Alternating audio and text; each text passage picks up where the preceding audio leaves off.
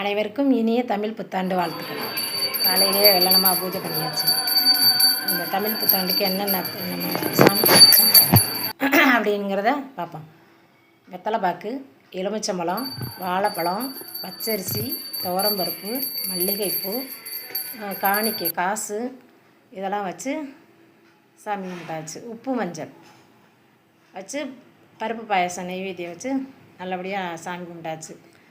அப்புறம் பசங்களுக்கு இந்த வெயிலாக இருக்குமா, எனக்கு ஏதாவது ஜில்லுன்னு பண்ணி கொடுங்கன்னாங்க. ஒரு தேங்காயும் வாழைப்பழமும் வச்சு ஒரு ஐஸ்கிரீம் பண்ணி கொடுப்போம்னு சொல்லி 2 வாழைப்பழம் மிக்சியில் அடித்து வச்சுட்டு அரைமுடி தேங்காய் அதையும் பால் எடுத்து தனியாக எடுத்து வச்சுட்டோம். அது தேவையான அளவு சர்க்கரையும் போட்டு அதோடு சேர்த்து வச்சாச்சு. அதுக்கப்புறம் ஒரு ஸ்பூன் கார்ன்ஃப்ளவர் மாவு பசும்பால் விட்டு அதை சூடு பண்ணி கொதிக்க விட்டு லைட்டாக கொஞ்சம் ஆறவும் இந்த வாழைப்பழத்தோட மிக்ஸோட ஊற்றி அதை ஒரு ஓட்டு ஓட்டிட்டு அதை அப்படியே பவுலில் ஊற்றி வச்சாச்சு.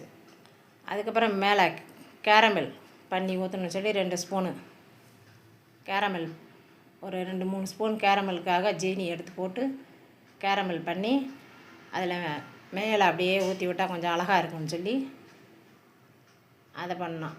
அதுக்கப்புறம் முந்திரி பருப்பு துருவி வச்சு அதையும் மேலே போட்டு விட்டோம். அல்ல உங்கள்கிட்ட கடலை பருப்பு இருந்தாலோ இல்லை பாதாம் பருப்பு இருந்தாலோ ஏதோ ஒன்று அதை சாப்பிடும்போது நல்லாயிருக்கும்.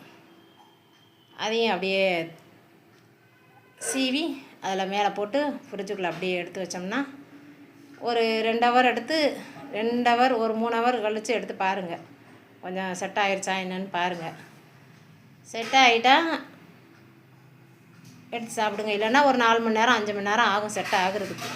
அதுக்கப்புறம் எடுத்து வச்சு சாப்பிட்லாம். நல்லா சூப்பராக இருக்கும். ட்ரை பண்ணி பாருங்கள். பிடிச்சிருந்தால் லைக் பண்ணுங்கள், சப்ஸ்கிரைப் பண்ணுங்கள். தேங்க்யூ.